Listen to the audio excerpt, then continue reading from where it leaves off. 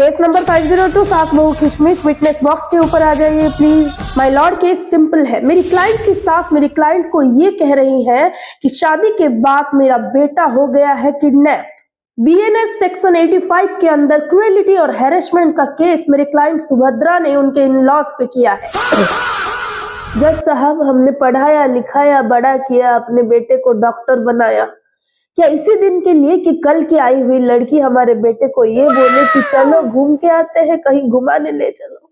My Lord, मैं बेटा चोर नहीं हूँ, लेकिन मेरे माँ बाप ने भी मुझे पढ़ाया है। क्या इसी दिन के लिए कि इनके घर में आके मैं बर्तन मान सकूं, बच्चे पैदा कर सकूं और रसोई कर सकूं? सुबह माँ बोलती है कि बीवी की मत सुनना, शाम को बीवी बोलती है कि खाली तुम अपनी माँ की ही सुनते हो। मैं क्या पिंग पोंग बॉल हूँ? इसी तरह मेरे बेटे को अपने पल्लू से कंट्रोल करके रखती है जज साहब। क्या इसको पढ़ाया लिखाया इसीलिए कि ये इसकी बीवी की सेवा करे? बेटा तो माँ का होता है ना। माफ कीजिएगा माय लॉर्ड, लेकिन अगर बेटा सिर्फ माँ का होता है तो ससुर जी को भी उनके माँ के पास स्वर्ग जाना चाहिए था, ना कि इनके पास रहना चाहिए था। 1 साल में 5 दिन इसको बुखार रहता है, 1 साल में वो 5 दिन वो काम नहीं करती। मुझ जैसी बूढ़ी महिला के लिए कितना कष्टदायक होगा बताइए।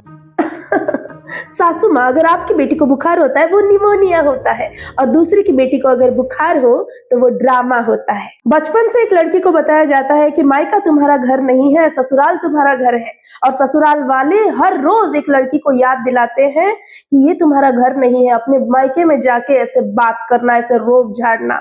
हम ठहरे ना काम के ना काज के, दुश्मन अनाज के। ऑर्डर ऑर्डर, बेटा जितना माँ का है उतना ही अपनी बीवी का है। अपने सोच को अपग्रेड करो।